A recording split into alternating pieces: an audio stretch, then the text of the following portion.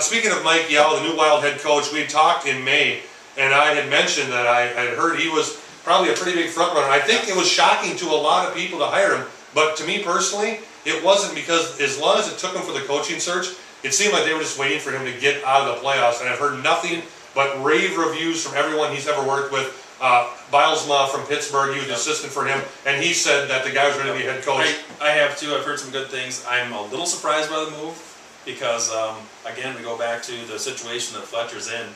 He can't make a mistake this time. Right, because Todd Richards was the same guy the next I heard fantastic things about Todd Richards too, and he was confused. Yeah, he, like we've mentioned before, the 2 minutes behind look on his face at all times.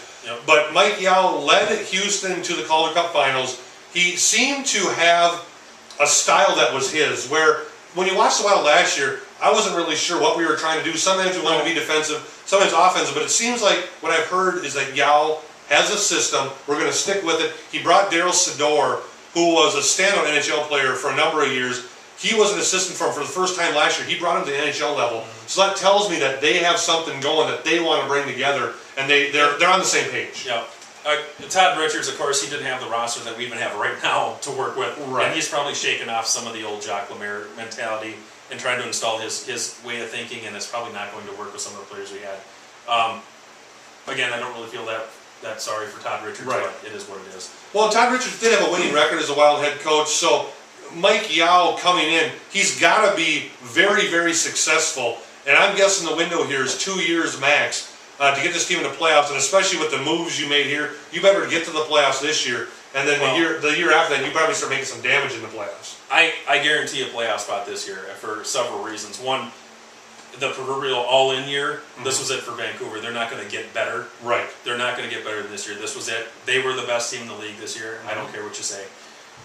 Calgary did nothing. They just got older. They haven't moved. We saw San Jose make the Burns trade thinking they got better, then realizing they gave up some speed, so they go get the Havlat trade thinking that's going to help them. Colorado staying in our division, Colorado Avalanche, I don't think they've done a whole lot. No, they overachieved. The little success they had last year was complete overachieving. They did. I think we're better than everybody else in our division. Edmonton, we always beat the snot out of them. So I think we're better. I'm not going to say everybody in the division, but maybe Vancouver's they're still above us. We could be right behind them, though. And the reason I would say that is because our defense is young and unproven. I mean, Jared Spurgeon had a very nice first year, but now you lose Brent Burns. Where's that leader on that defense? Nick Schultz, a couple years ago, we thought he'd really turned it around and made a career for himself. Regressed a lot last year. So you need these guys to step up in a hurry. But offensively on the front line, I'll tell you what, Koivu and Pierre-Marc Bouchard and Danny Heatley sure looks a lot better than Andrew Brunette, Mikko Koivu, and Antti Miettinen. Absolutely. I mean, top end line. And now you have Setaguchi on your second line. All of a sudden, you can roll a little bit more out. Now, all of a sudden, the Cal Clutterbucks become more effective because they're not calling on to do everything, the checking and the scoring. Maybe he can focus on a role and maybe help the team. And Bouchard, I think Bouchard becomes irrelevant too because it helps his game, which is passing, not necessarily scoring. Right. But setting people up is what he does best. And now there's a guy that, can be set up. Where's Guillermo Latendresse fit in here? Because there's a guy that we didn't talk about last year because of his injury. Well, there's a warning on the table to Mr. Latendresse. Either come into camp in shape and healthy, or you can pretty much kiss your Wild future goodbye. Right off that trade, a great trade by Chuck Fletcher. But then last year, comes in out of shape, plays 8, 9, 10 games, and he's hurt. And we hear, at first it was a knee injury, then a groin injury. And now it comes out, maybe it was a groin, but maybe a little more laziness. Might have been a little pudgy, I guess. That's what I heard too, Right. The work ethic wasn't there that you need to be a top NHL player. Yep. But there's a guy, if you get 20, 25 goals out of that guy, that's a huge improvement from nothing the year before. Now all of a sudden there's another guy in the depth chart that people have to worry about when they look at the Wild hockey. Yep. Oh, I agree. So lots of moves by the Wild.